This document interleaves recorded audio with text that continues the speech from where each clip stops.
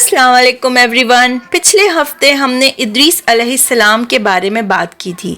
आज हम लोग नूह अलैहिस्सलाम के बारे में मालूमात हासिल करेंगे। इद्रीस अलैहिस्सलाम नूह अलैहिस्सलाम के परदादा थे। उस वक्त लोगों की उम्र बहुत तवील हुआ करती थी, यानी लोग 1000 साल या उससे भी ज़्यादा जिया करते थे। नूह अलैहिस्सलाम 1000 साल से ज़्यादा ज़िंदा रहे। सूरह नूह में अल्लाह सुब्हान व तआला फरमाते हैं, यकीनन हमने नूह को उनकी कौम की तरफ भेजा।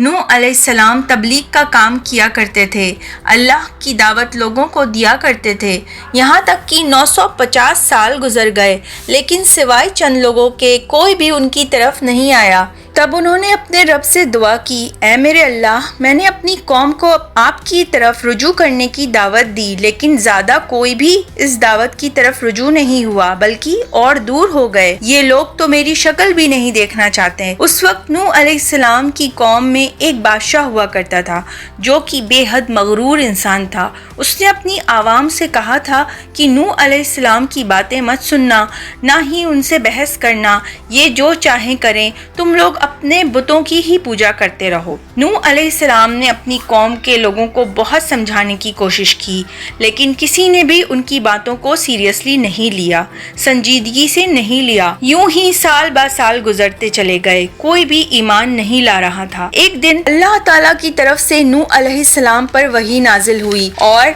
अल्लाह ताला फरमाते हैं कि अब कोई भी नया शख्स ईमान नहीं लाएगा। अल्लाह ताला सूरह हूद में फरमाते हैं कि नूह की तरफ वही की गई कि आपकी कौम में से जो लोग ईमान ला चुके हैं, उनके सिवा अब और कोई नया शख्स ईमान नहीं लाएगा। बस ये बात सुनते ही नूह अलैहिस्सलाम बहुत ज्यादा गमगीन हो गए, नाउम्मीद हो गए। अल्लाह ताला नूह अलैहिस्सलाम से कहना चाहते थे कि आप गम न करें, अल्लाह का हुक्म पूरा होने वाला है। गौर फरमाइए, नूह अलैहिस्सलाम के जज्बे को देखिए। मुसलसल 950 साल यानी 950 साल तक दावत देते रहे, लोग उन्हें झुटलाते रहे, लेकिन फिर भी वो नाउम्मीद न हुए। अब जबकि अल्लाह सुब्हान व तआला की तरफ से वही आ गई कि अब कोई नया इंसान ईमान नहीं लाएगा, तो नूह अलैहिस्सलाम बड़े गमगीन हो गए और उन्होंने अपनी कौम के लोगों को बद्दुआ दे दी। इस वाकया का जिक्र अल्लाह ताला ने सूरह नूह आयत नंबर 26, 27 और 28 में किया है। नूह अलैहिस्सलाम ने कहा, ऐ अल्लाह,